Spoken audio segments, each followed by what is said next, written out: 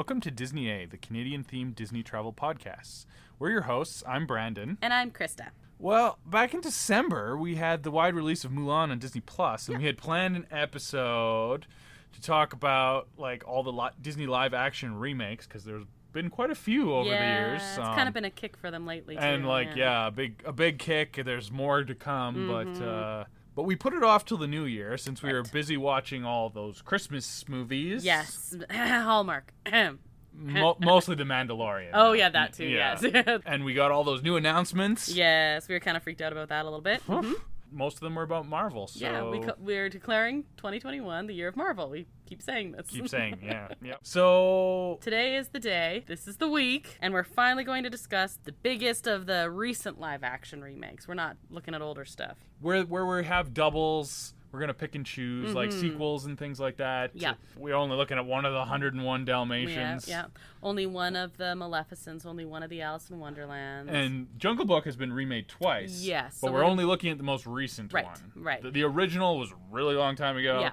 Before we get to that, though, Brandon, one of the things we talk about at the top of every show is a nerd thing you're currently into. What nerd thing are you currently into? Well, as I mentioned on one of the previous episodes, we...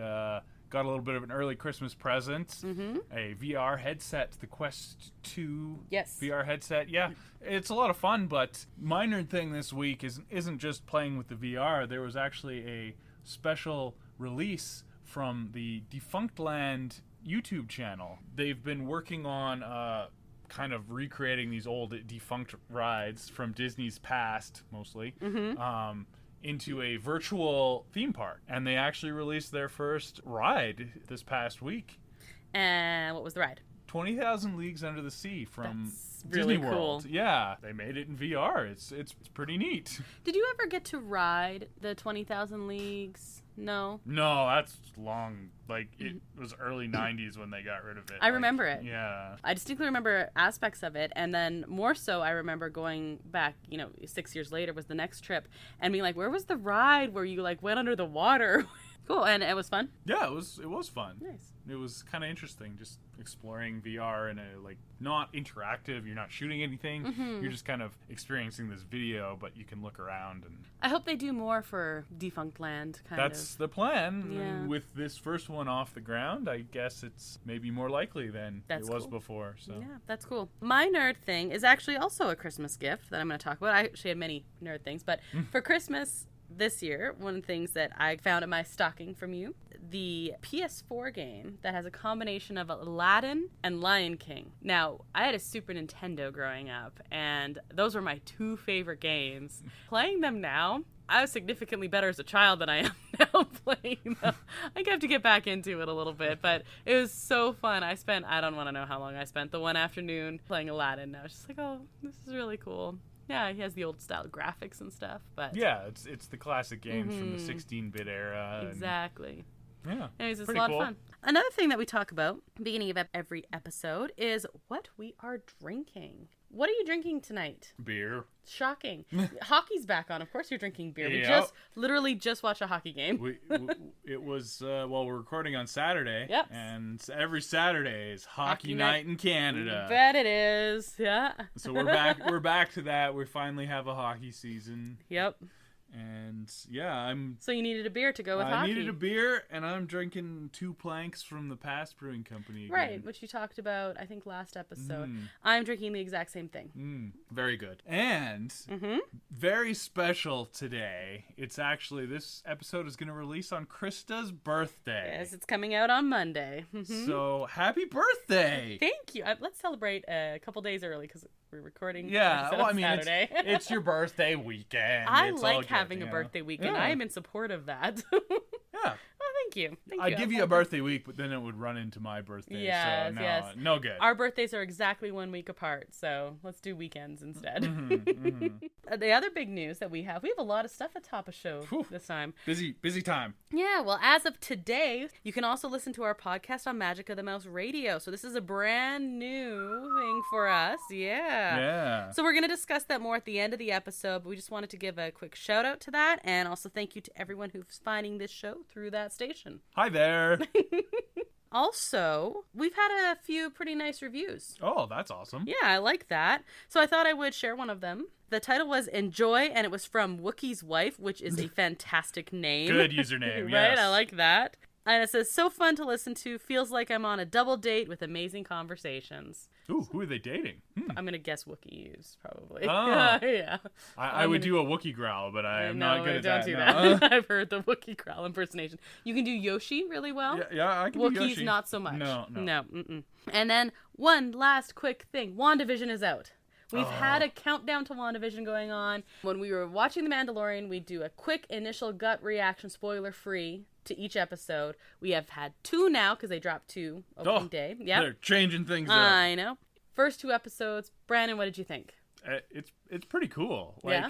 I think if you went into it blind, you'd be like, what the heck is going on? Right. But we knew it was coming, and it's exactly what it set out to be. Yep. Lovely homage to classic television, and it's hilarious. Absolutely. I absolutely loved it. It would have to be really bad for me not to love it. I love Wanda and Vision so much, and Scarlet Witch is my favorite Marvel character. It was going to be amazing to me anyway.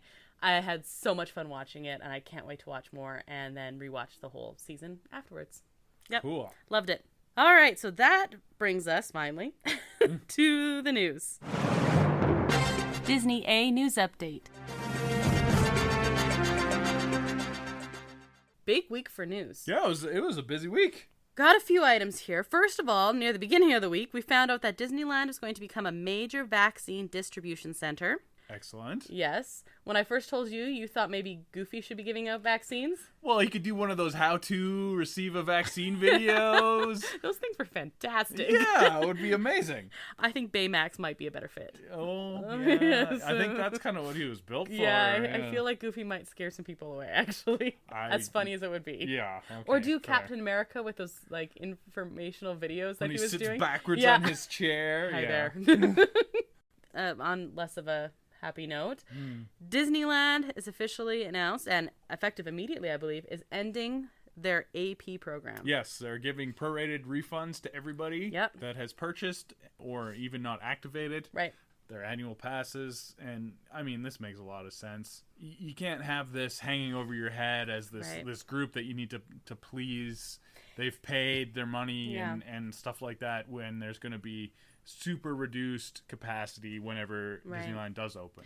I know that a lot of people were really upset about this. And I can understand that, you feel like you're losing something. And this has been around for 40 years. Yep. And in a year, of 12 months anyway, where a lot of people have lost a lot. They're like, but I was holding on to this. That one day I'd get to go to Disneyland. They're not saying you're not going to get to go to Disneyland. They're going to have another membership program, whatever form that takes. They have flat out said that. Yeah. I mean, I think they're going to lean more towards the whole reservation system that the Flex Pass was. Yeah. Because, capacity is a thing, whether there's a pandemic or not. They want to start charging more people. I feel like they were wanting to move towards that anyway, and the introduction of the Flex Pass was the first step towards that. Disneyland has a unique identity, and it can be a problem, or it can be something awesome. Well, it's something that you hold on to, for sure. Yes, with its focus, it's really the most significant park to do this, that the AP program plays such a big role. Yeah. Most of the visitors to the parks on any given day are annual pass holders of some variety. You still obviously have your travelers and things like that, whereas Disney World does have some APs, and most of them are travelers. It's the opposite in Disneyland. Mm-hmm. So it's not like they're not going to do an annual pass program. No, they'll have something. Right. It'll be a good deal. Yeah, but when they'll open up, they'll maybe open up at 25% capacity or 30% capacity or something like that. And you just can't do that when, on any given maxed out day, 70% of the people there are APs. You just can't do it. And you can't judge when they're going to come or not. Like, they haven't paid for that specific day, but they could show up. Mm-hmm. It doesn't, it's troublesome for management. Troublesome. Yeah, it would be troublesome, like you said, without a pandemic going on. That just adds a whole nother space to it. Now, a lot of the critiques I've heard have said, well, it's going to be a money grab because, other people pay more money. Disney would never do a money grab. I don't know that they would necessarily be thinking to insult annual pass holders, though. Like, it's not like that. I think there's a business model that's going on. Yeah, and as far as I'm concerned, I think maybe the annual pass holders in Disneyland have gotten a little entitled. That is a concern that I have read about as well. They have special merchandise. They have special popcorn buckets. To be fair, if I was an annual pass holder, I would appreciate all those things. Sure, though, and you're like paying for it. You take care of your loyal customers, obviously. Yeah. But the fact that some people will go to Disneyland for 2-3 days and spend more than what it costs to get an annual pass just because of your location proximity to it doesn't mean that you're better than the person that's paying even more money. Right. Yeah. So, I mean, just as us as travelers, we were actually looking at possibly purchasing we were not 100% sure, but I was definitely over 50% sure that we were going to be doing that. It was a thought, and like it was such a good deal that it made sense for us living a 3.5 hour flight away. Yes, exactly. To do, because we could go a couple times a year, and it would save money. I could understand them wanting to replace it with something different. They're not going to not do anything. It's at the end of the day a business. And I mean, we are huge Disney fans. That's also part of like our identity and things like that. So I can only imagine APs. Something else will come along that will replace it will transition better. I will say one more thing. I know I've talked about this news item for a while, but I will say one more thing about this. I think it's actually a sign that the parks are going to open sooner than people think. Yeah, because the 25% number that you mentioned comes from like the recommendations for the government. They're saying that Disneyland will not open before numbers go way down, and it will only open at 25%. Right. So I don't think they would have done anything with it until they had to. And they have to before they can open. I'm not saying it's going to do tomorrow or anything, but I think that it is a positive sign as far as opening. You can't open and operate with thousands and thousands of AP holders like waiting and wanting to go and taking up the entire real estate. Well, and then the other problem is that Disney World saw is they gave first crack at it, to the AP holders and also to people who already had tickets. Us speaking personally, we have tickets, but there's no way we could do it to fight off all the AP members. And that's nothing, necessarily against them, but it is supposed to be for everyone. And when you're only operating at 25%, then it's no longer for everyone if they have this program. You would run into problems, I think. Yeah, logistically.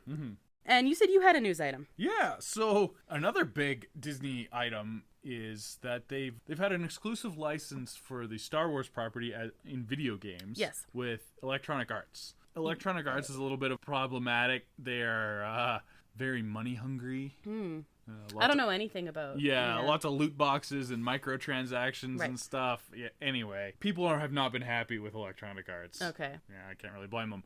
But a couple of announcements this week. There was an old video game company called LucasArts. And that kind of got folded in when Lucasfilm sold. Like, it was part of that. Okay. So they kind of rolled it into all these other publishers like EA. They recently announced, like last week, that they're going to bring back LucasArts in the form of Lucasfilm games, and they're no longer exclusively licensing Star Wars to EA. Ooh. Yeah, so the big announcement was that they're making an Indiana Jones game, and that looks pretty cool. It's from Bethesda, is the big producer on that one. Okay. They've made games like Skyrim. Oh, okay. The Fallout games. Oh, okay. Big ones. Yeah, big ones. Yeah, I don't know, whatever. You know what I'm excited for that you sent me the link to? It's supposed to take place in Rome. And Rome is one of my favorite places in the world, so I'm curious to see what Indy does in Rome. There could be some good MacGuffins in Rome, I'm sure. It was a pretty cool city when we visited there, yeah. I remember getting to travel. Yeah, way back in the day. And then they also announced that they're going to make a open world Star Wars game. That's cool. With Ubisoft. Cool. Which makes the Assassin's Creed games. They're giving it to the developer that made The Division, which was kind of like a little shooty game where you looted guns and stuff. So I don't know what kind of form it's going to take, but my guess is it's going to be based on a bounty hunter. Weird. That would be my guess. A shooting game in Star Wars that they base on a bounty hunter. I can't imagine why they do that. It's not like they've had a lot of success with bounty hunter characters. You can upgrade your Beskar armor and stuff. Oh, it's perfect. It's built in. Fun. And we don't have any dates or anything like that. No, this is very early stuff. So announcing that it's going to be worked on kind of thing. Cool. Disney Plus and chill. Okay, so what we're doing today is we're going to chat about 13 of the live action films. 13? 13 of them. I know it's an unlucky number, but we're quite positive. Even the news that was kind of negative, we're finding nice positivity to it, right? I think so, yeah. So we're going to talk about them in order of release date, I think. That's a good plan. Just a little bit of chatter, reaction, and stuff like that. And then at the end, let's just pick our favorite. Can I pick my least favorite also? Sure. Okay. So in order of release date that we're going to be talking about, our first live action remake is 1996, 101 Dalmatians. Ooh, that was a long time ago. Watching this movie, it seemed like a longer time ago. Right. It seemed like maybe early 90s, not late or middle 90s. Like, oof. I remember watching this and I really liked it actually when I watched it in 1996 probably.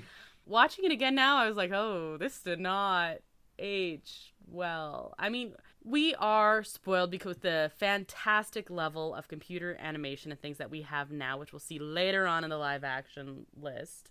So, but I can take that with a grain of salt. There's other things that came out in the 90s, even the early 90s, that were computer animated that looked better than some of the computer animated segments in this movie. Yeah, it is not good computer animation.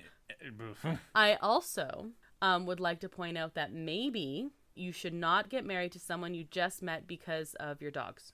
It's not the best way to meet someone. I mean, it's good they have shared interests, Dalmatians and stuff like that. But that courtship was more out of line than some of the princess movies. Well, even the animated one alluded to like a passage of time. Yeah, it seemed like it was a passage of time. Like it doesn't show them, meeting and then, hey, we should get married. It's them meeting and they're laughing and stuff, and you're like, you don't think it's the same day. No. The biggest problem I had with 101 Dalmatians is I think it had an identity crisis. Well, yeah, it was a schizophrenic movie as far as I'm concerned. Right? Like it had a lot of slapstick, and you made the point that it seemed like it was trying to go off of for Dumb and Dumber because Jeff Daniels. Exactly. Yeah, it was almost like a 3-part movie. Right. You had this weird shortened romantic comedy thing with slapstick humor, very mid-90s type of thing. And then you had this weird Tim Burton-esque fashion middle part where Cruella is actually being the Devil Wears Prada before the Devil Wears Prada existed. Very Devil Wears Prada vibes. And then it moves on into this weird prequel to the Santa Paws. And it's all really bad computer animated dogs talking. They didn't actually talk in this one. No, they barked. They barked, which was even more awkward than if they had talked with their computer animated mouths. So not a fan. No. This is what I will say about this movie. Glenn Close plays Cruella. Oh, yeah. She has a blast doing it. She chews on all this furniture and scenery. I was thinking furniture because of the dogs. Right. But she chews on the scenery. Oh, yes. Which is the actor term. Yes. Not chewing on the furniture. Well, they might chew on the furniture. Maybe. I don't know. She had a great time and was a lot of fun to watch. It was what it was. Yep. Yep. Okay, so we did mention that a couple times we actually had to double check that Tim Burton did not make this movie. There was some very Burton-esque shots in this one. But the next one that we're going to talk about, he did. He did, Alice in Wonderland. They got him back. Well, we learned in the documentary about The Nightmare Before Christmas, which he had very little to do with, but he came up with the idea while as an animator at Disney Studios. Didn't quite fit into Disney very well. No, his ideas were a little out there, and they didn't care for that, and then years later they were like, whoops, we made a mistake. Yes, they got him to work with them again. With a couple different properties, one of which in 2010, Alice in Wonderland. What did you think about this one? I remember when this came out, and it was in the height of the Avatar generated 3D craze, and you had to go see Alice in Wonderland in this post-processed 3D monstrosity because 3D was so cool. And I actually do. I like 3D, but it needs to be done in the right way, not slapped together after the fact and have Johnny Depp being all weird. And the plot is boring. And Helena Bonham Carter's face is all ugh, I don't like it. It's not fun disconcerting, it's disconcerting. Yeah, no. I will say... I promise I will be more positive in this list later. I don't believe you. Well, not a ton. More positive than this. Yes. Okay. Low bar. It's not that I hate all these movies. They're just No, they're just very good. Yeah. There are a couple things I liked about this. First of all, I love Johnny Depp, and this is definitely not my favorite movie that he is in, but yeah, it was fine. I do like the novel Alice in Wonderland, and this felt very true to the novel.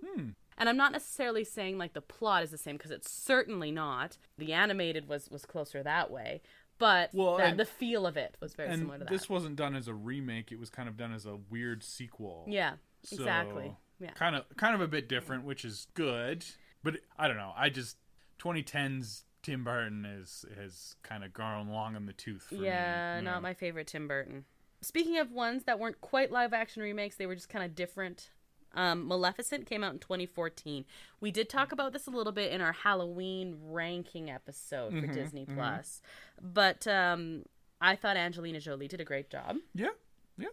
I love the idea of let's give the villain a good backstory. I'm incredibly excited, which I'll talk about later, for the Cruella movie as an example of let's give a villain a backstory. I don't know how you can get me sympathetic about Cruella de Vil, though. Oh. Yeah, fair. Probably, well, we should rank villains one day, but I think the second actually worst horrible villain. Yeah, second worst. Do not care for her motives. But no, sir. I do like this giving a villain a voice or a backstory and stuff like that. I like a sympathetic villain. I don't like a villain that is just like a good guy. Yeah. Then it's not a villain anymore. No, it's silly and I know some people loved this movie. It's fine, and I think the worst part of it is what they did to the fairies, though. Flora, Fauna, and Merryweather. Yeah. Agreed.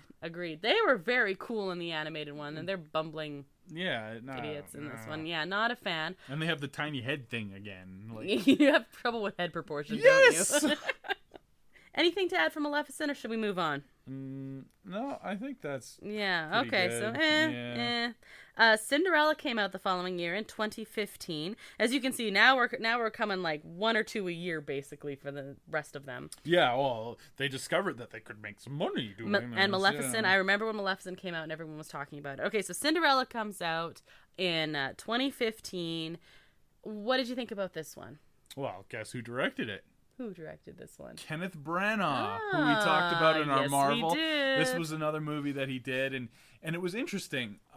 Like I've said before, we like it when they do something a little different. Yes. And this one kind of like, what if Cinderella was actually like a Regency piece where they explore that whole world of protocols and things like that with the layer of the Cinderella story in there. You know what I liked most about this movie? I like that they tried to give Cinderella a little bit more depth to it. And the prince and the prince, yeah. And I like that they met before the ball. What I liked the most is they changed the story, so instead of her father dying when she was a little girl and then like growing up with the stepmother, it was more, even though years had passed, it was still like she was a young woman and she had her memories were more intact and they were more recent and things like that. As well as you got to see the stepmother slowly build up the abuse, quite frankly, of Cinderella. So it was more believable. Cinderella's stepmother is a horrible, horrible villain. She was more sympathetic in this movie. Because you got to see, like, she actually had some heartbreak before that, so she turned cold, and then she was jealous of Cinderella's relationship with her father, and all of these different things. She was a little bit more believable. Like, you didn't cheer for her, but you could understand that she's not just evil for evil's sake. Okay, so a lot of the classic Disney princesses, which I will talk about in our Decades episodes, I'm sure, when we get to them, have this problem with being incredibly passive. Two of them are literally passed out. Well, yeah. Yeah. Right? And Cinderella... Consent is important. Right? So Cinderella is one of the ones that are in there. I still love the movie, and it's not just because, you know, I have a thing for shoes and appreciate that. It is beautifully animated. I love the movie, love Cinderella. It's classic princess. But they actually gave her, like, this have courage and be kind. It's like, it takes bravery sometimes to do this. Yeah. And I appreciated that. So that was Cinderella, 2015. The Jungle Book from 2016.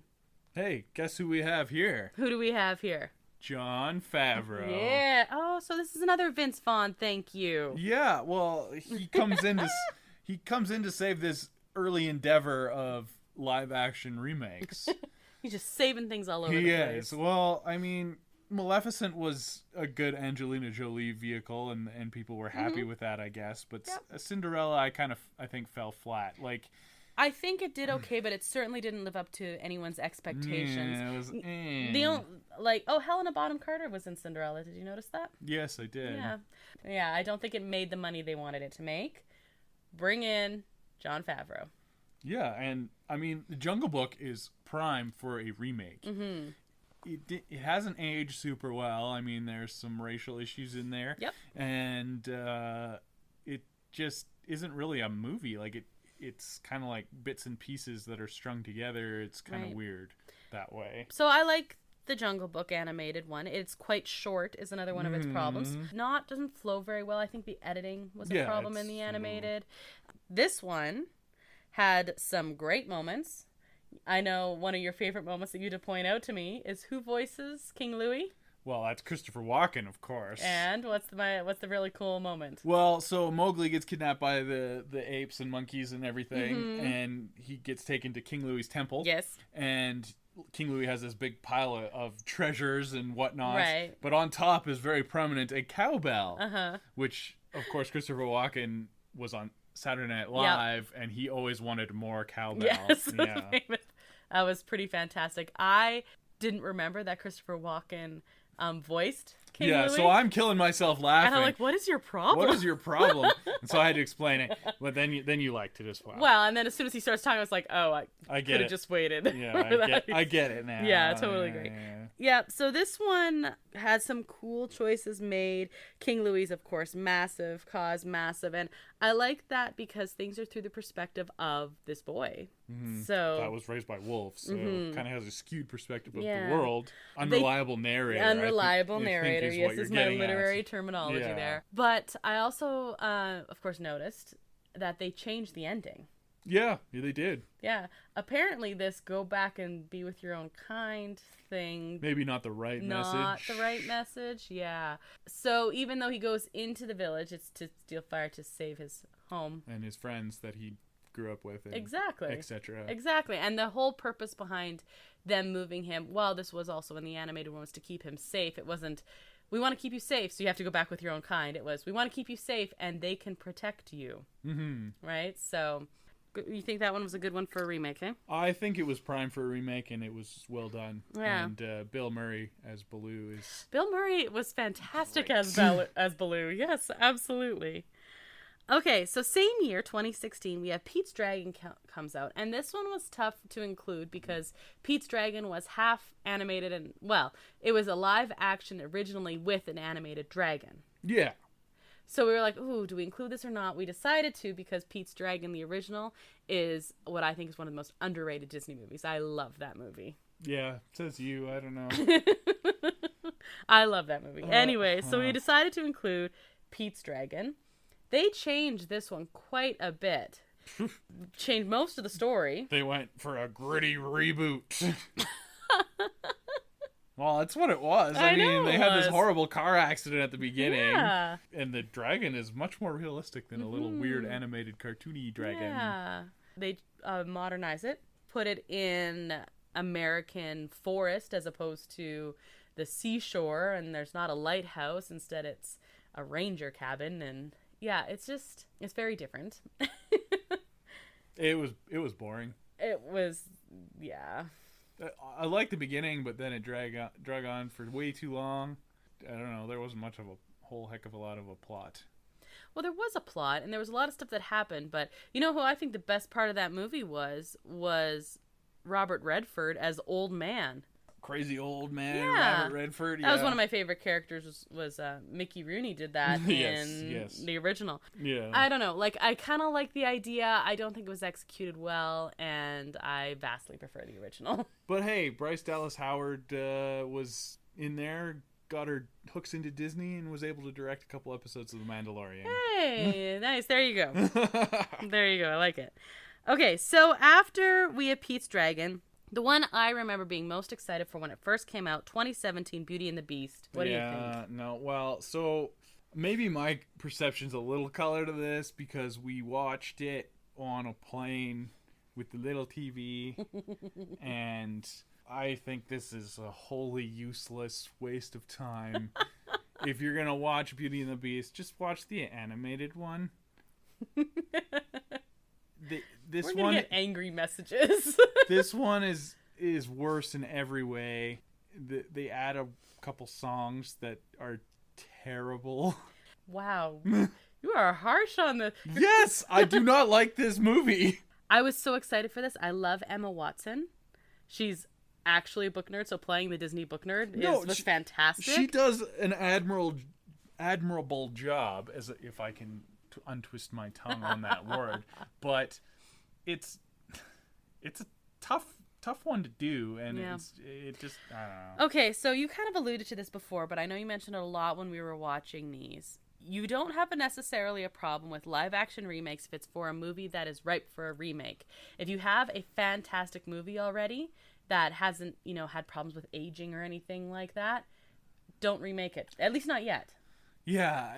And Beauty and the Beast or try to do something different. Or try and do something, yes. If you're recreating the musical like this one, and Lion King, and Little Mermaid's coming out, and Aladdin, all those, it's tough. So it's really tough. The other big problem is, like, you have your classic Disney movies, and then you have the Disney Renaissance, and the Disney Renaissance is the epitome of Disney for a lot of people, and especially people our age. Our age that straddle the line between Gen X and Millennial. Those people grew up on the Disney Renaissance. Exactly. And so if you're going to touch the Disney Renaissance, do it fantastically. I am not as hard on this movie as you are because I enjoy the parts that they added, that added more detail about, like, Belle's mom. And there are some parts, though, where I felt condescended to. Namely, I like the fact that they really played up on how smart Belle is and how she's ostracized for this. At the beginning, do you remember when she's, like, figuring out the way to wash the clothes and, like, invents something, and then everyone gets mad and they're like, oh, a girl can't do that. I think I've made it pretty clear in this podcast, for those of you who have listened before. I'm a bit of a feminist, and so you would think I would really like that. Yeah. It felt so shoehorned in, and then, like, it belabored it. Oh, yeah. That I was like, I felt like it was pandering. Fake woke culture. But just before that, or just after that, she was, like, helping a little girl read. Yeah. And that fit. Better, yeah. And so I was like, ooh, that's good. Oh, that other part isn't. So it's awkward. They were doing some good things, but fell apart in other places. So, yeah. I love that Josh Gad was in this. Mm-hmm. Yeah, he was fun. He's fantastic. LeFou. Yes. They approached LGBTQ plus characters in this one. Kinda. In the background. I said they approached it. Yeah. That makes it almost worse. Like, well, that's not for us to say. No, but, like, I don't know. Maybe it's kind of like how I felt as a woman watching it. I was like, oh, I feel condescending. Exactly. Yeah. It felt a little condescending. I don't know. I think it would be better if it was more. Oh, yeah. Like, or just like a more natural couple kind of thing. Yeah. Although I do think LeFou's devotion to Gaston makes more sense if has like a crush on him. Maybe. Or is in love with him or whatever. 2018, we have something different. Yes. We have Christopher Robin. I also watched this one on a plane. Yes. I rewatched it on the plane with you, but I actually saw this one in theaters. I kind of like this. I wish it had been better. I liked a lot of the parts of it. Some of the nostalgia for Winnie the Pooh. Winnie the Pooh's like one of my favorite stories. Yeah. But then it kind of falls apart plot wise for me. I don't know. It could have been better, and I really wanted to like it. Okay, I'm gonna tell you one thing here. I liked it better the second time I watched it than the first. So maybe you need to watch it again. I love Ewan McGregor. Yes. And he's in it. He's fantastic. He's just fun. I've never seen anything that I don't like. Yeah, he's a good actor, and he gets into... And he's going to be Obi-Wan again. He is going to be Obi-Wan. So he's Christopher Robin and Obi-Wan. It's fantastic. Well, maybe Christopher Robin grows up to be Obi-Wan. Oh, maybe. Yeah. Maybe that's it. I like the style they went with the... like Winnie the Pooh characters. Yes. It was closer to the books. I remember the still shots before this movie came out, and they all looked creepy as heck. Yeah. But the actual movie itself is not creepy at all. Like, no. Like, it works really well. That animation style just didn't work in the still shots. No, I like this one. I could have liked it more. Yeah. I felt, again, like the pacing was weird. It was weird pacing, and yeah, it was almost a really good movie. And it's kind of sad that it was only almost. Okay. I would watch it again. Next year, it's like at least one a year, except 2019 happens. We had 3. Yeah, well, they were just ramping up. Uh-huh. And then that train got derailed. Yep. Okay, so first we had Dumbo. Back to Tim Burton. And it's quite Tim Burton. Oh, yes. I kind of like this to retell the story from the human perspective. Mm-hmm. A little bit different that way. Right. And then you had the whole Tim Burton take on Disneyland stuffed in there. Right. So, I enjoyed this. It was fine. Mm-hmm. I liked it.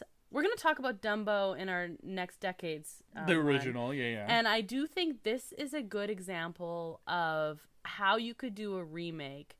It's changing the way you tell the story. It's staying true to the feel of the story. But it's also picking something that was done a long time ago. Yeah, they didn't have the crows in the remake. Yes, I noticed that. Yeah, probably. They actually didn't have any, like, and although they had a mouse that was kind of dressed like Timothy, there wasn't really that was character. A nod to exactly. It was just a nod. Yeah. I love the way they did the music in this. But Dumbo is, if not the shortest, like very close to the shortest Disney movie. I think it's only just over an hour. Right. And so it seems like something that they could have explored more, and then so it makes sense to have a live action for this. Exactly. It wasn't retreading the movie or just singing the same songs again that you loved the first time, so you're gonna want to listen to them the second time. Like, yep. Yeah, it wasn't the most fun movie I've ever seen, but I don't know. I didn't feel like I had wasted my time watching it. You weren't either. super disappointed watching this one. Yeah. I know you were super disappointed watching some of the other ones. Yeah. All right. But so, all right. And I like the Tim Burton style, and so I did appreciate that. Okay. Aladdin, same year, 2019. Poof, busy. Oh, we're just getting started. So, this is really, really difficult because Aladdin probably shouldn't be remade. I mean, that story's been told 1,001 times. Yep. But the Disney version with the songs and the everything, you didn't want to remake that. Like, Will Smith had the hardest job in Hollywood trying to follow Robin Williams. Okay. And every time I see like a live version with the genie, I'm like, oh, he's doing a really good job. And you don't quite compare him to Robin Williams. But in film version... Yeah, it's a film version. It's tough. And the live action ones can like break the fourth wall a little bit. But this was basically a shot-for-shot remake. It was pretty close. And yeah, a lot of things just didn't work the second time. Okay, so I'm going to speak in defense to this brief little bit. I like that they tried to give more depth to Jasmine. Yes. Because They tried. Yeah. They tried real hard. The Disney Renaissance actually they played with the idea of having, anyway, some nice female characters. The princesses weren't so passive. But animated Jasmine, she has one of the great princess lines. When they're talking, she comes out and she's like, I'm not a prize to be won. Like, back off, dudes, right? Mm-hmm. Aladdin actually has to win her. Again, part of it felt like pandering. Yeah, like... Although it was much more natural than Belle. This was fine. I didn't like her added song. Actually, I liked her added song. You know what her song is there for? Her song is there for... Put me to sleep? No, her song is like, it's a super dramatic Broadway style for 12-year-old girls to belt out the same way Part of Your World was in the animated Little Mermaid, and Jasmine is one of the only princesses who doesn't have a song. Yeah. The closest thing to her song... written a better one. Then. Well, the closest thing to her song was A Whole New World, which more than half of it is sung by a man. Yeah. Giving her a song, I was totally on board for. I actually don't dislike the song. I like the song fine. I felt the whole movie was unnecessary. Oh, well, I mean... And I think they were all fine. Will Smith was the best part of the movie. He surprised the heck out of me. I was not expecting I was like, oh, poor Will. And then, no, However, still, oh, poor Will. There was no way he was going to win this one. No. The guy who plays Aladdin was very wooden to me. I liked the actress that played Jasmine. I thought she did an excellent job. I think the weak link here is Aladdin. Yes. He was not leading And Jafar, material. actually. Yeah, no, Jafar was awful, but he's at least a villain, so you can kind of... No, Disney has great villains. Yeah. And Jafar was Jafar a good villain, but And they added more. I felt it needed to be shorter. Mm-hmm. It dragged on a little bit. We did not need Bollywood dancing numbers. I actually liked that because it was bringing that in. You know what? When we talk about Mulan, it was doing the same thing in Aladdin, right? I get they needed something to try and differentiate itself rather than... Yeah, and I had no problem with that. Still too long. If you're adding that in, though, you need to take something else out. Okay, 2019 still. Yeah. Speaking of remaking Disney Renaissance movies, The Lion King. John Favreau again. Yep. Well, I mean, they had all the animated stuff from Jungle Book ready to go. Right, so ready to go. You can just flip those assets right into Lion King. I'm sure it was that easy. 100%. They changed the color. They made him from Bagheera to Simba, and they're fine. Yeah. That's not easy. I don't think that's at all. No, no not at all. The animation in this film is gorgeous. This film made a lot of money. Yeah. Oh, yeah. Well, I mean, everybody loves Lion King. Right. It is beautiful, is it not? Like, that is crazy how... like, partway through the movie, I made the joke, how do they train the lions to do this? But, I mean, you could tell it's computer animated, but you have to, like, really pay attention. You know, you can tell it's computer animated if you have zero suspension of disbelief. Yeah. Like, you're watching, though, and your brain just, like, flips into it when it's a good movie. It doesn't take you out. Like, 101 Dalmatians takes you out. It, like, slaps you across the face going, I'm computer generated. That's the weakest computer generated one we have on this list. Also the oldest. Not fair to them, but... Exactly. Like, you're comparing it with... You're comparing 1996 with 2019. Right? Yeah. But anyway, Lion King, yeah, that's not a thing. Like, you're just in that world. Mm-hmm. No, it's great. But, I mean, this suffers from the same problem that we've talked about. Why would I watch this movie when I can watch the original? Good things about this movie, they got James Earl Jones to come back. Well, who else are you gonna get? Kidding. There is one Mufasa. That would be a tough one. Yeah, they did not get Jonathan Taylor Thomas to come back as Simba. No, I actually like Simba's voice better. Oh, I like this Simba's voice. I like 90s Simba's voice. But you could tell he had more of an African voice. Yes, true. And I thought that fit. I mean, not that lions have a real voice, but no, but it fit the setting, and the context. he had a good singing voice and everything. Yep. So it was good. It was not quite as disjointed between speaking and singing. Yeah, it's always the joke with Lion King. I like Zazu.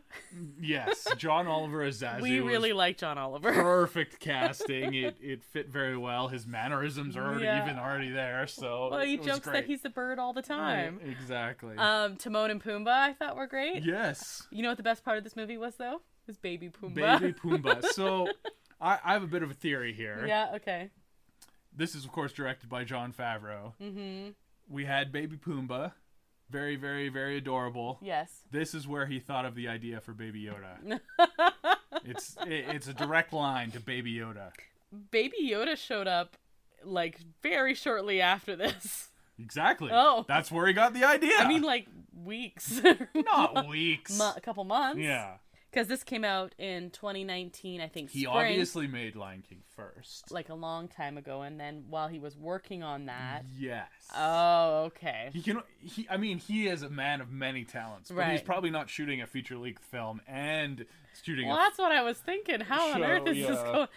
So, Baby Pumbaa led to Baby Yoda. 100%. Okay. You're standing by that one? Mm-hmm. Was it the aw factor? Exactly. Yeah. And the ears. He's got similar ears. Okay, I like it. I like this. What else do you have to say for Lion King? Well, 100% unnecessary. Good voices. The best joke in the movie is when they start singing Be Our Guest. That was amazing. Yeah. That was fantastic. That made it worth it there for instead me. of doing the luau, you start doing Be Our Guest.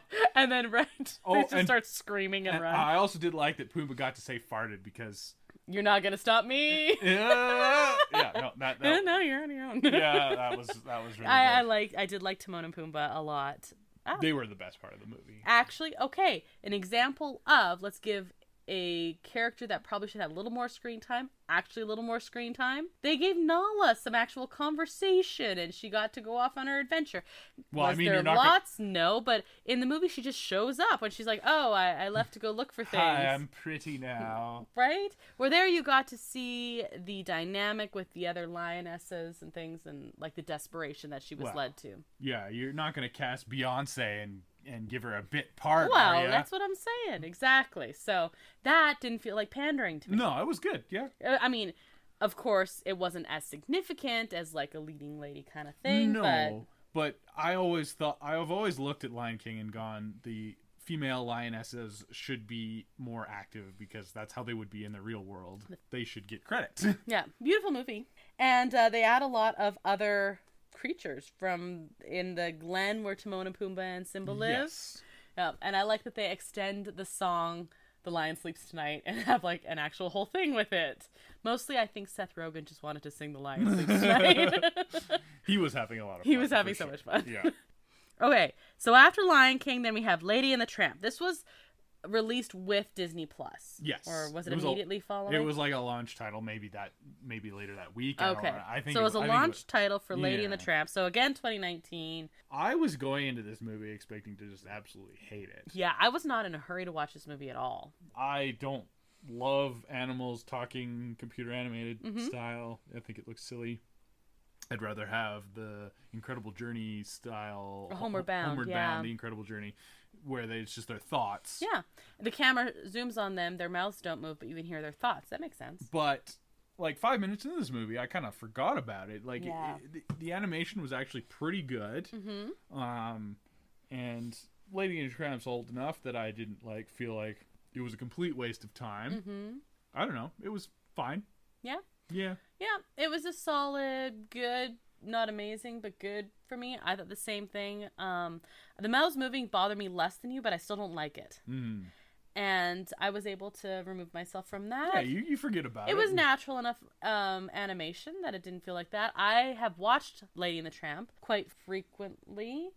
And so it was so close that the differences were like threw me a little bit. But it wasn't enough to take me totally out of the story. I like that the humans had like a little bit more to them, but at the same time, that's one of the charming things about actual Lady and the Tramp. Well, yeah, because it's from the dog's perspective, and yeah, I don't know. They treaded that line a little better than 101 Dalmatians. Yes, but it was fine. No, the dogs were cute. The dogs were cute. I yes. loved all the dogs. Okay, and then the last one, the thing that started us off on this whole conversation, Mulan. Okay, so Mulan comes out. This is also a Disney Plus release. Was not intended to be a Disney Plus release. No. You had to pay big bucks to see this on Disney Plus originally. For the first, it was 6 months of release? Yeah, something Pretty like close. that. Oh, no, okay. September 4th. And then it would have been 3 months. Okay. 3 months that it was a premium title on Disney Plus. 30-some dollars. $30, yeah. I don't know if it was American or Canadian because we did not pay it. We did not.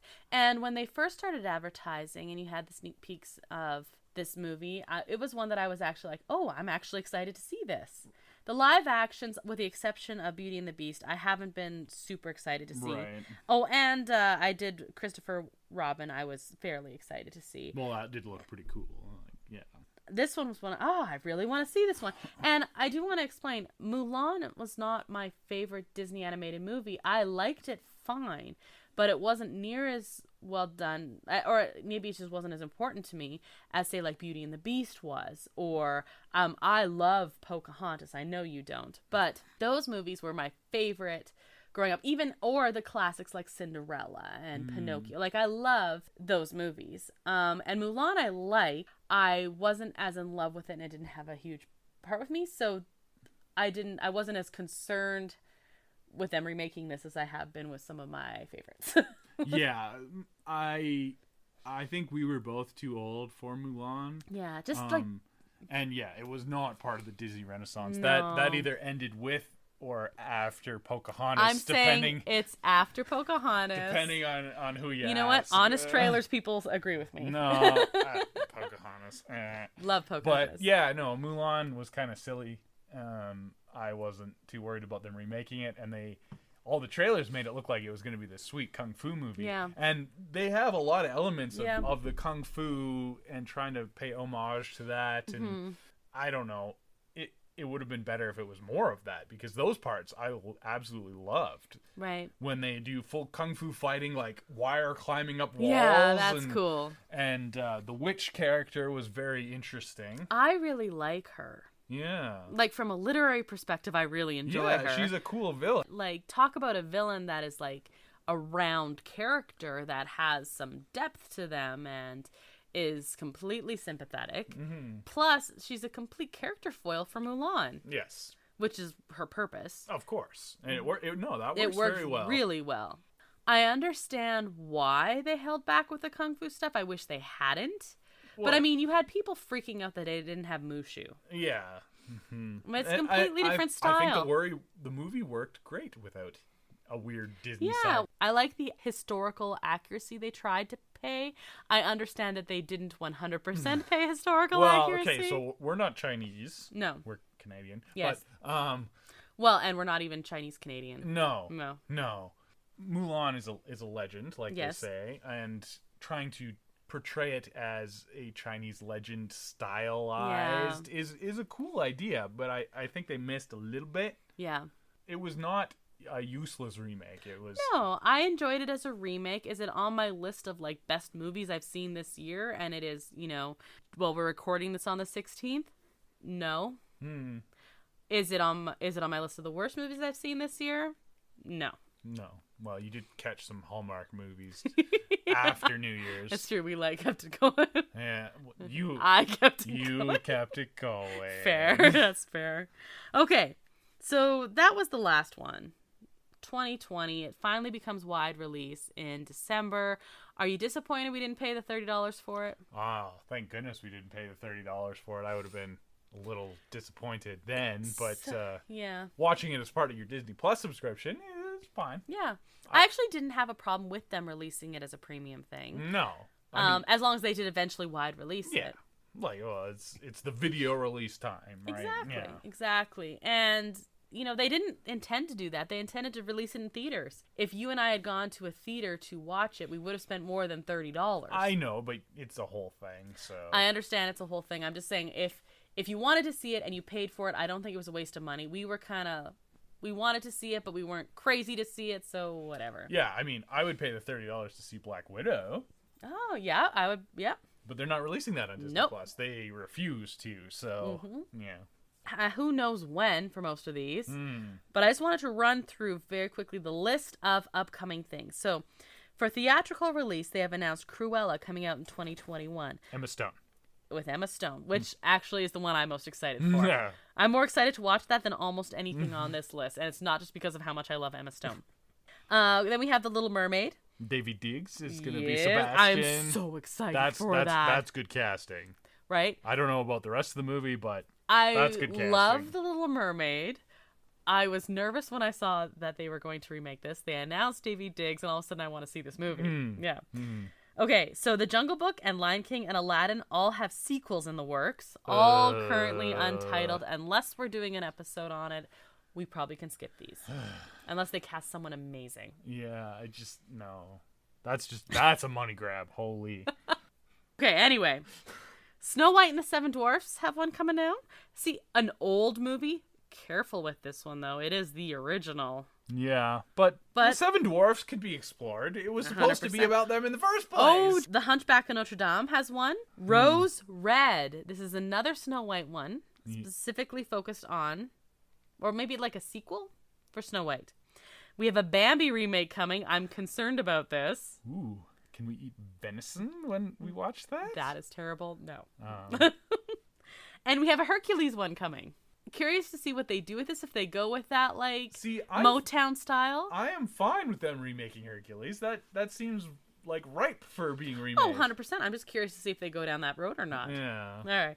Then on Disney Plus, these are new remakes they're releasing exclusively to Disney Plus, not in theaters. There's a Peter Pan and Wendy one. Pinocchio. Oh, Tom Hanks is Geppetto. That's right. They announced that during that investors call. That's exciting. He's going to be a great Geppetto. Well, has Tom Hanks ever done anything not well? Not that I know of. Exactly. Perfect Geppetto. Apparently, they had talked about it, and they stopped talking, and they re-talked, and announced. There's been rumors for years. So long, about that, exactly. We have a Sword in the Stone remake coming out. Talk about an old movie. That will work as a remake if they do it right. Like exactly. that has room to be a remake. Exactly. Robin Hood. That also has. Yep. I love Robin Hood, but it is older. Yep. And it is this weird. It feels like 4 episodes of a cartoon, Saturday morning cartoon, rather than a stitched together movie. I think Jungle Book suffers from the same problem. Exactly. Except Robin Hood was better done, in my opinion, than Jungle Book. But they're both super fun. Mm-hmm. So it's just fun to play in that world. We're not like remaking Hamlet here like we did with Lion King. Yeah. Yeah. Okay, so after Robin Hood, we also have an untitled Aladdin spin-off. I don't know. The Genie and the Handmaiden sitcom style. Well, if they did it like Wandavision style, I'm in. And then we have a Lilo and Stitch. Yeah. Possible projects that either have been projected or rumored or like strong rumors. Tinkerbell, Prince Charming, and an Aladdin prequel called Genies. Those are the 3 ones for there. So before we go to trivia, I have a question. What was your least favorite out of all the live actions? Let's go least favorite first, and then we'll end on a positive favorite note. Well, this was a bit tough to choose. Oh, really? Yeah, there was a lot of garbage. But I have to be mean to the old gal on the block, and it's 101 Dalmatians. I was gonna pick that. It has not aged well. It was very much a piece of its time. You got too many influences from big budget Hollywood. Trying to do everything at once. And apparently it did well enough to get a sequel somehow. It's so bad. Glenn Close has fun, but that's it. It is. You got really bad Home Alone vibes from the end. Yeah, that's true. Yeah. And that drug on, and it should have been the most exciting part of the movie, but yeah, it didn't age well. I think that's why they're doing Cruella, which is fine. It tried to appease too many people, so the storytelling didn't work. But the thing is, we said at the top of the show, Disney at the end of the day is a business, and I can see why they would want to do that. Hey, this movie did well. Let's include parts of it. Hey, this movie did well. Especially when they're adventuring out to do this thing that hadn't been done before. We still want to recoup some of our money. I don't know, people like Dumb and Dumber, so let's get the same actor, So Yeah. They were hedging their bets a lot on this, and it shows now. I don't know that it showed then, but it really shows now. Mm-hmm. That was my choice. I'm picking 101 Dalmatians, too. Everything was very meh for me. That one, while I was watching it, I kind of just wanted to laugh. Yeah, I mean, it is rough. Yeah. What would be your second least favorite? We're not going to rank them all. Because we both picked this one, I want to know what your another low one is. I would probably go with Beauty and the Beast, just because the gap between the remake and the original is the biggest. Okay. I did, as much as you think I did, I didn't hate the remake. Okay. There was fun parts. I just didn't like all the added stuff, and the Beast kind of felt a lot weaker than he does in the animated. Okay. And that's a really important character. Yep. So. Yeah. Yeah. It just wasn't as good. Okay, my second least favorite would be Aladdin. I didn't hate it. Most of these movies, honestly, are solid, it's fine. Parts of Aladdin, I actually loved Jasmine, and I loved her song, and I loved the genie, and all of those things, but it needed some serious editing. It is the only one I almost fell asleep to, and so as a whole... Yeah, it needed some editing, and... I mean, we both picked as our second worst remakes that were shot for shot with the full musical. Very close. Yeah. Remakes very rather than a remake. reimagining. Yeah.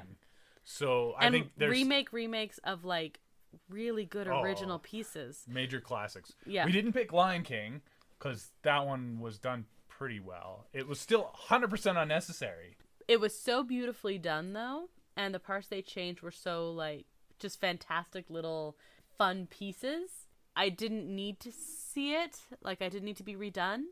but I'm not like disappointed I watched it. Right. I'm not really disappointed I watched any of these, quite frankly. Like I'm not as hard on them as you are. Yeah. Like my least favorite and even my second least favorite, I'm fine having watched them.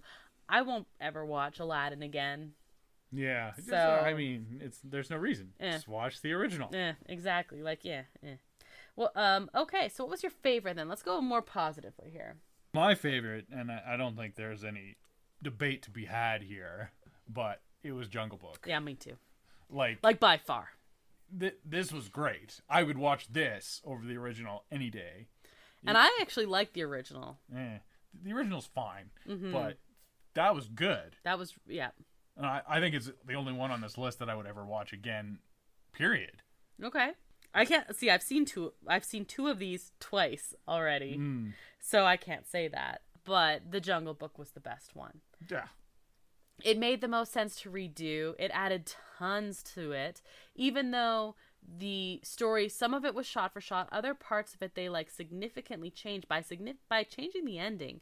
They significantly changed that story. Oh yeah, completely different theme. Exactly, and it was the one that had the most room to improve upon because of how it has aged. I mean, granted, in Dumbo they take out the crows and other elements. Like, that was a very cool retelling and everything, but this one, it was a fun story. It flowed well, the animation was fine, and yeah, I agree. This one I literally laughed out loud sometimes, and I was like invested. I may have shed a tear. It was wonderful. Yeah. So, but all of these I actually liked just fine, but they're solid, like, meh for me. Yeah, they're meh. Yeah. Okay, so overall, what do you think in terms of live action remakes? Thumbs up, thumbs down? I would rather them do other things, but if this pays the bill so we can get some sweet Disney Plus Star Wars action, I'm fine with that. Yeah, as an accountant, you appreciate the business model. Yeah, I mean, it's still a business. Yep. Well, the same thing we were talking about annual passes, right? Like, I understand why people are upset. It's still a business. Yes. Right? You keep making them to pay the bills. Yeah.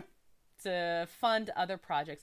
And even when Disney was alive, they do that. They'd throw out some things to make some money so they could fund other projects. Yeah. This is just what live action is, to me. Like, it's fine. Yeah, exactly. It's a Roy Disney move, not a Walt Disney move. Right. Well, Walt did that too, though. Yeah. Okay, question. If you were to, either one that has been made or one that's projected to be made or something completely different, if you wanted a live action remake of any animated Disney movie, which would you pick? I would probably pick Robin Hood. Mm-hmm. I mean, Robin Hood's been a story that's been told hundreds and hundreds of times. That's why I'm surprised you picked that. I would be curious to see if they could do it justice as a remake of that specific way that Robin Hood is told. I don't know. I think it would be tough. Yeah. I would like Wes Anderson to do it. I think that would be hilarious. Keep the fox? Yes. That's what I'm thinking of. Fantastic Mr. Robin Hood. Looking forward to see Hunchback, actually. I think that could work. I was super excited when Hunchback was announced and they were making it, and it kind of just went meh. I liked Hunchback. I can understand your concerns about that. For me, I just really, really enjoyed it. So I'm curious to see what they do with it. If they lean on the Victor Hugo novel or if they lean more on their retelling of it. So we'll see. Curious about that one. That brings us to trivia time. So last week we had an At the Parks episode and you asked me some questions. So I asked you what the first attraction added to Disneyland was after opening day. And you said... What about... was the teacups? No, I'm sorry. That's just not right. No? No. Oh. I mean, this was a tough one. There's a lot of things. You were close, actually, with the teacups more than you thought you were. Because the second attraction added to Disneyland was Dumbo, which I kind of put in the same kind of category as like a smaller little attraction for kids. Round and round, stuff like that. But no, the correct answer is the Casey Jr. train. I'm pretty sure teacups were an opening day attraction. Yes, I think they were. Like they always wanted something from Alice in Wonderland. They wanted to walk through stuff like that. Yeah, they kept going walk through for a while. Okay, yes. You know what's hilarious? I had never heard this before, and I just remember when you asked the question, I was so excited to learn. Like, I have no idea, but I really want to know. Literally, like, the next day on one, I go on Disboards all the time on the forum about Disney, and we were talking about classic and historical rides and, like, must-dos, and someone said, oh, don't forget the Casey Jr. train. It only opened 2 weeks after me. I was like, why wasn't I reading this yesterday? Yeah, I mean, Walt loved trains, so they wanted I don't know why I didn't think of this. Yeah. Honestly, I forget about Casey Jr. a lot. I think a lot of people do. Yeah, I really like the Storybook Land Canal float, and they're side by side, and yeah. That's a good question. Kudos to you for a good question. For once. Yeah, exactly. You're due. Okay, question 2. So I wanted you to answer me what year Disney World opened, the first really big Disney expansion. Yeah. And name one of the many opening day attractions that they had in the Magic Kingdom. Yes. October 1st, 1971 to be super specific. Country Bear Jamboree.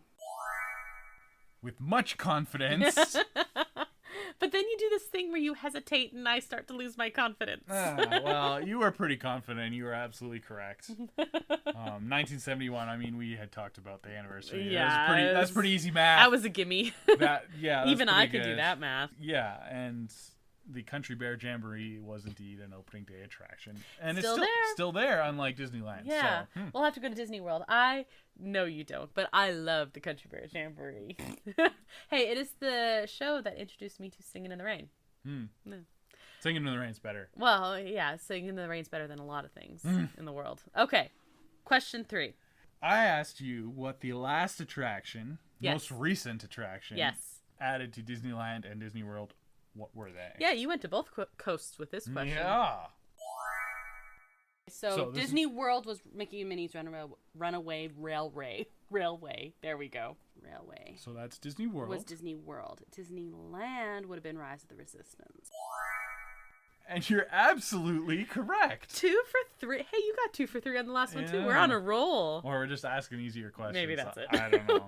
But yes, Rise of the Resistance in Disneyland was the most recent. They were having occupancy troubles with it and the boarding passes and all that, and we were really excited to go on We were so excited. We had plan on where we were going to stand to try and get the boarding. Mickey's Runaway Railroad in Disney World opened mere days before everything shut down in March. Yeah. We watched a couple of our favorite YouTubers head there for the opening, and then they came back, and it was a week later, maybe at most. And then Disneyland was closing, and they were told to stay in their houses, and And a week ago, we were traveling across the country. That's crazy. So, good job. I mean, that was recent history, so you should probably know that, but good job anyway. 2 for 3. Yeah. Let's see if you do as well. Probably. On these ones. Probably okay, not. all the questions are, of course, live action focused. Oh, good. Question number 1. Nothing obscure to come from that. Nope, nothing at all. So, question number 1. In the live action Aladdin, Jasmine's friend and handmaiden is named Dahlia. What is her name in the animated original? I don't even remember a handmaiden from the animated original. That's how big she was. Her name was Steve. Oh, that's a progressive name. Yeah. I don't know. That's a silly Steve, question. I knew the answer. Good for you. The original Beauty and the Beast doesn't explain what happened to Belle's mother. In the remake, how does her mother die? In childbirth. You said that with confidence. Oh, no, you're shaking your head. There was no confidence. I don't know. I watched this movie on a plane, and I was mostly just scowling about the stupid additions to it. Oh, I didn't mind. Okay, so anyway, childbirth is your answer. Yeah. Okay. We'll go with that. Question number 3. Which is the first live-action remake to get a PG-13 rating in the United States? It stayed PG in Canada, but in the States it got PG-13. The Lion King? I don't know. There was some violence in that. Mm-hmm. Sure. Okay, so you've got Steve, childbirth, and the Lion King. I'm going to go out on a limb and say I don't think your Steve answer is correct. You don't know that. That's true. I actually that could do be have her, the answers. Could be her English name. That's true. She's It's an agrabah. If you have a suggestion that isn't Steve for any of those, be sure to message us on our Instagram, Twitter, or Facebook accounts. As an alternative, you could send in better questions. These are fantastic questions. I knew the answer to all of these. I don't know what you're whining about. Okay, that's our show for today. Thanks to El Mule, who is responsible for our awesome custom theme song you heard at the top of the show. You can find a link to his work at our website, disneya.wixsite.com/podcast. And you can also find us on social media, Instagram at DisneyA Podcast, on Facebook at DisneyA, and Twitter at DisneyA Podcast. We love to hear from you. You can find Disney A episodes on your favorite streaming platforms, including Apple Podcasts, Amazon Podcasts, Spotify, Stitcher, Google Podcasts, and many more. Please review our podcast and subscribe. And then we'll read your review on the air. Probably, unless it's mean, and then I'll just cry. That's true. That is true. We'll read the nice ones. No, we'll read it. I think we could read mean ones too. Yeah, I mean, don't actually be mean for no reason, but whatever. We can take it. We have thick skin. You know, I don't know. You insulted Beauty and the Beast. Dangerous Waters. I really like the original. Okay, come on. You can also listen to Disney A on Magic of the Mouse Radio. Magic of the Mouse Radio. On Mondays. Yes. At 4 p.m. Eastern. With replays on Wednesday and Friday, also at 4. You can listen to the Magic of the Mouse Radio on Live 365, MyTuner Radio, Garden Radio, and other radio station apps. Cool.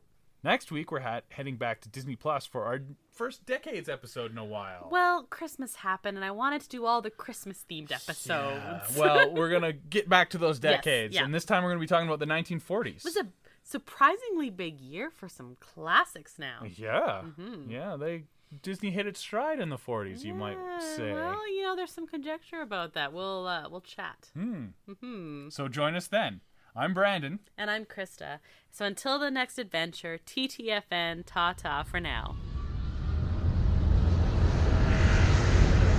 Thanks for listening to Disney A.